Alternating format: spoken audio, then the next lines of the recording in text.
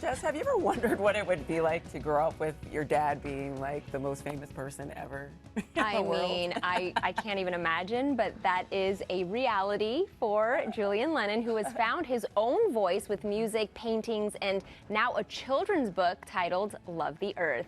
And Julian, it is so great to meet you. I am so excited to have you here. So let's talk about this book. Where did it come from? I know it's the third one in a series, so. Well, my dear friend Bart Davis, who's the co-writer on this, was an old friend of mine, and he was a New York Times bestseller, still is. And we talked about doing a biography. I just felt like it might be about the right time before it gets too late. Yeah. And he was sort of investigating my life, and had looked at the White Feather Foundation, which is my foundation. We try and do a lot of good around the world. And he said, "What are you doing for the kids?" And I'm going, "What are you talking about?" I said, "Isn't the music enough? Isn't the documentaries or the photography or whatever?"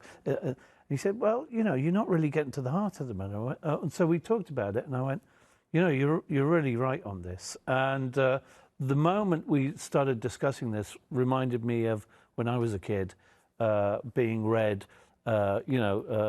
picture book stories at bedtime by your mother or your grandmother, and going on this incredible journey. So I thought, well, why can't we throw a little education in that so it begins the conversation about the world that these kids are going to grow up in. And loving the earth, and a white feather, very significant in this story. Can you tell us about what that means to you? I can. I'll try and summarize as best I can. Here we go. So when I was a young lad, and many moons ago, Dad had told me that if something was going to happen to him, it would be that he'd let me know that he was going to be okay, or that we were all going to be okay, but it would be in the form of a white feather. And I thought, well, you know, that's a bit of an odd one to tell your kid, so but it stuck in my head for whatever reason. 20 plus years ago, I was on tour in Australia, and I was approached by an indigenous tribe, and the elder of the tribe, who was a woman, walked up to me in this circle of about 50 people and news crews, and gave me a large white feather. Oh, wow. And literally, so incredible. And literally said to me, "You have a voice, can you help us?" And I was taken aback by that, and obviously goosebumps. I was just going to say, I would have had goosebumps. For me, that was undeniable. That connections. I'm not religious, but spiritual, and so that was truly, jaw-dropping in many respects. Where's the Botox? Where's the Botox?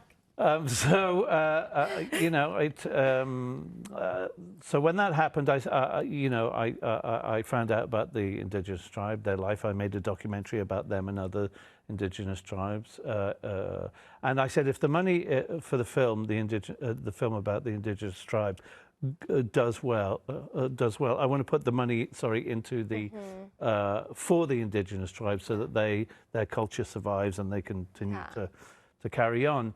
The only way to do that was back in the day, was to do it through a foundation. And so, and all proceeds from this book go to that? Well, not all proceeds, but certainly a proportion of the proceeds go to anything that I do, whether it's music, photography, documentaries. And I think what's so great about this one is, you were talking about it, it's like old school interactive. You get the kids involved while educating them, which is so big. Absolutely. You know, you've got to press the button, use your imagination, and you fly off to the next scenario. It's such a fabulous book. Yeah, and learning about the earth and other cultures. There's so many great messages in this book. No, absolutely. Again, it was a reminder of, taking kids on a journey, exploring the world, letting them know what's not right with it, and beginning that conversation about, well, why is there pollution in the water? Why can't they drink the clean? Why isn't there clean water? Hoping to make all these kids young advocates for change. This is where it all begins.